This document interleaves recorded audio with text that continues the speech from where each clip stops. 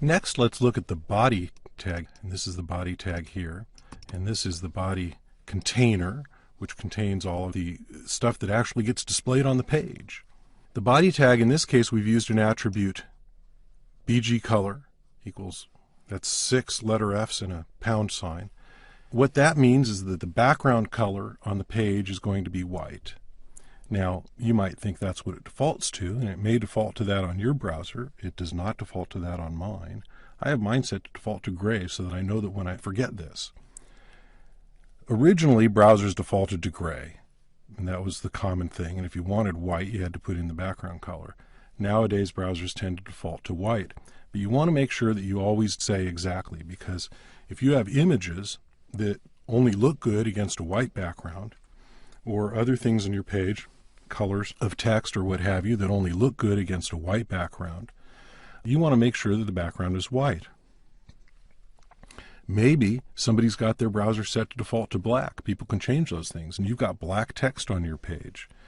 You don't want black text on a black background, so it's best to define it.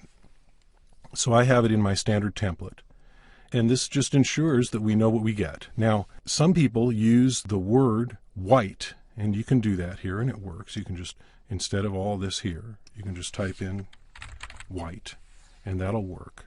And it works for white, and it works for black, and it works for blue, and a few other colors. But for some of the more exotic colors that you can type in there, like turquoise or chartreuse or magenta, those colors may end up looking different on different browsers unless you use browser-safe colors. So in order to use browser-safe colors and to know exactly what the color is going to be, I always use the hexadecimal codes. And you can find all the information you would ever want to know about those hexadecimal codes and what they mean on Lynda's website at lynda.com. Now we have the content of our document here, and we'll just go through this briefly. We're going to talk about each of these tags in a lot more detail later on. But there's the center tag, and this means that everything between here and there gets centered. And here's a table tag with defining the rows, and this defines that this element of the table, this cell of the table, is going to be yellow.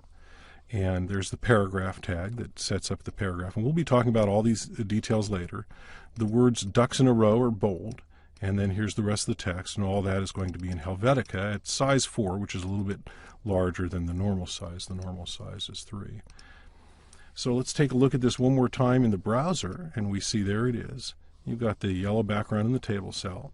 You've got the ducks in a row in bold, and there's all the rest of that text, and it's all in Helvetica. And so here's our first document, and you'll find this on the CD-ROM as transitional.html. And I encourage you to look at it and change a few things in it and see what happens and run it in your browser.